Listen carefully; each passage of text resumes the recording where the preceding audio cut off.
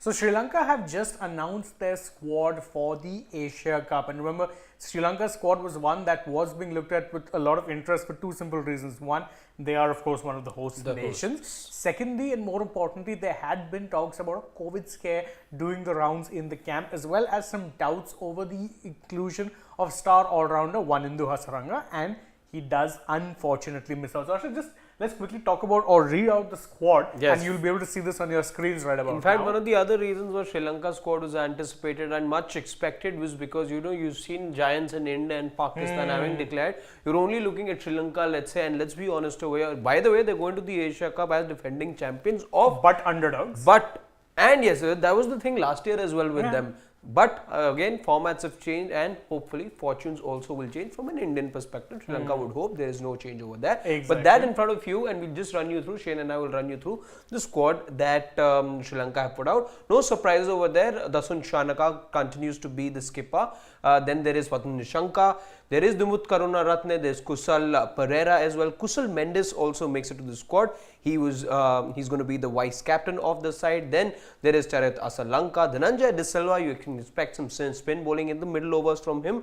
And then you've got Samara Vikrama as well, who makes it to the squad. And Shane, if you could just tell us the other players who've been included. So of course there's Mahesh Theekshana, no surprise there. Their mystery spinner, someone who bowls in the power play as well as the death. There's Dunit Valalage, again a constant part of the squad. Matisha Patirana very interestingly makes it because again his ODI debut is a little bit underwhelming, but generally speaking we've seen what he can do in T20s because that sling arm action very hard to pick, cranks up the pace to 150. I'd say the same for Ajit as well, not the action though, but he can be a difficult one to pick as well. Yes, Kasan Rajata. Then you have Dushan Hemantha, Binura Fernando and Pramod Madhushan. That's their 15-member squad for the Asia Cup. And I guess you're wondering, the two names probably you would be wondering as to, again, both have had some sort of cricket, and we'll tell you about the both of them as to why they are there. You can expect, because of course you were looking at Chamira missing out because of that, because of COVID, and then of course Hasaranga also missed out because of injury. But having said that, who these two players, we'll be talking you through these two guys. So Dushan Hemantha basically plays the same role as Hasaranga. He's a spin bowling, leg spin bowling all-rounder, bats in and around the lower to lower middle order, would be a good option in the middle overs. And of course, let's not kid ourselves, Hasaranga is going to be a big miss. Hasaranga, who was in fact not just the top wicket taker but top run scorer in the recently concluded Lanka Premier League. He was in good form, and of course considering the fact that a lot of matches are being played in Sri Lanka, you think he would be a good shoo-in to get some runs as well as wickets. Hemantha would be the one who would be tasked with filling his rather gigantic shoes. Then of course there's Binura Fernando. There is Binura Fernando. By the way, he is not new, let's say, to the world of cricket because he has made his debut in the past for Sri Lanka. He's in fact, if I'm not wrong, played about 12 games as well, and he's picked 12 wickets. Speaking of how his numbers look or what his contributions in ODI cricket have been, well, what we can tell you is that he last played his ODI match back in the year 2021. So he's going to be playing, if at all he makes it to the 11, after a good 2-year gap. But what's the X factor and why is he here? At 6'5", the kind of bounce, the awkward bounce, and that's when when he first arrived to the scene, he made his name because of that additional bounce that he would get because of his height. 6'5". But Shane, interestingly though, when I read about him, and of course we know about the other squads as well, you've got a Faruqi there in Afghanistan. Shaheen needs no introduction.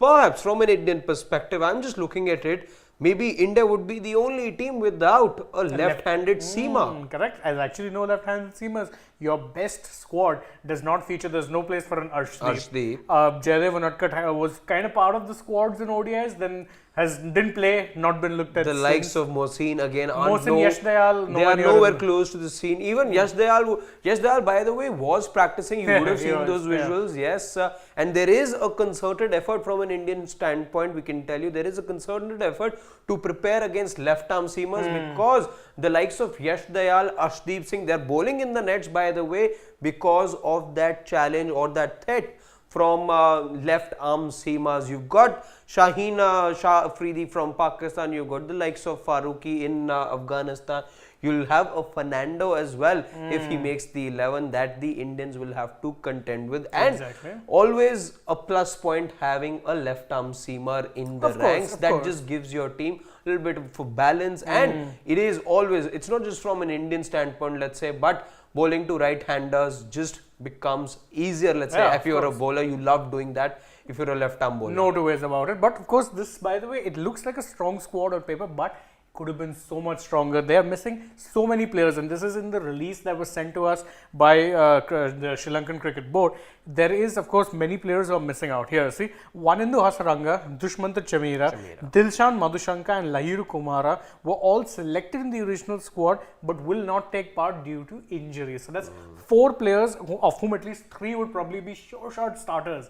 Not there in the squad with injuries, massive blow. Then of course, Binura Fernando and Pramod Madhushan's names, they have been sent to the Ministry of Sports and Youth for approval as they were late inclusion. So it's a formality, it will be done. Exactly, even then of course, you would go ahead and question the timing of it being co-host, maybe they could have done. But even then, if you look at the squad that's been put out by Sri Lanka, looks like a good squad. Of course, you know, in the T20I format of the game, I would say this squad looks much stronger, difficult and, you know, to contend with. But perhaps in the ODI squad, but you can't rule out the Sri Lankan side. Time and time again, it used to be said for them and this whole bunch of players in the shortest format of the game. They surprised you, by the way.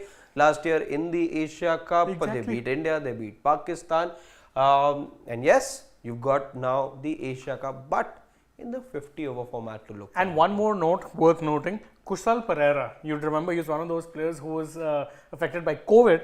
He is recovering from what is being called a flu, which he suffered, and he'll only join the squad once recovered. So that is also another reason why the squad was delayed, because they wanted to ensure that the players were fully fit and available for selection. That and only then they would actually announce it. But overall, as we said, this is, I think, the best squad they could have put out. Even if you have to look at this squad, it's not difficult to, let's say, predict their playing 11 from here, because some of them are seasoned players. Look at the likes of Shanaka, Nishanka, Mendes, Pereira, De Silva, Asalanka as well. He makes it. Again, these are direct entrants. Exactly. You could perhaps say that, you know, the pace bowling department lacks some experience, I would say. Definitely. But I think the batting looks good to me from.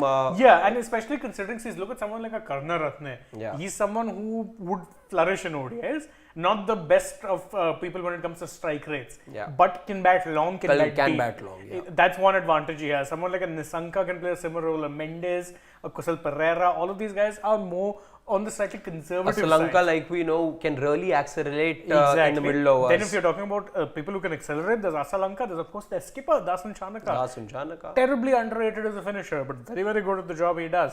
So the batting looks good, the bowling, the spin bowling definitely is potent.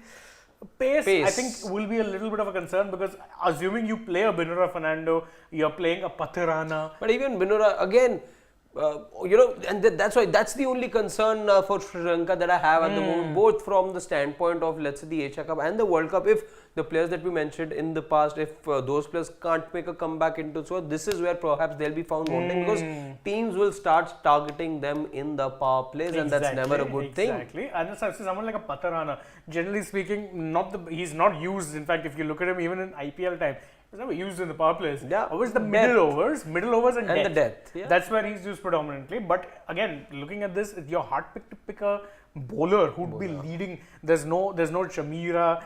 It's a bit of a problem. The pace bowling will be the problem. Will be the problem for Sri Lanka. And see, the middle overs are covered, because you'll have some overs from De Silva. You'll have. Theekshana bowl is full quota, Pathirana bowl is full quota. And of course, I think Dushan Hemanta will also be bowling in the middle overs predominantly. Exactly. The one in the So you can expect, let's say, a totality of 15 overs, maybe 17 overs from De Silva and the other two pacers over here.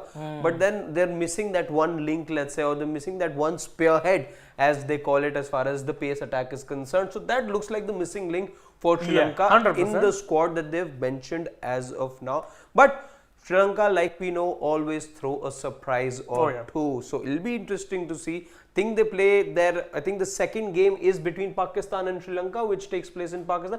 You've got the... Wait, Pakistan and Sri Lanka aren't in the same group. Are they not playing No, a game no, over no. there? They're playing a game over there, but it's not against Pakistan. So Sri Lanka are playing a game Yes. in Pakistan. So it's the I think second it's day. against Bangladesh, if I'm not wrong. So the second day they've got a game there, and then of course they will be flying Coming to to Sri Sri Lanka and Correct. playing the rest of the games over there. So that's what things look like. That this is the squad for Sri Lanka. Do let us know your thoughts in the comment section. How you sort of look at this squad. Shin and I of the opinion that they'll perhaps be found wanting in the pace bowling department, but you're allowed to disagree. In case that's the story, do let us know in the comments, and in case you haven't done so, do subscribe to Sports Today.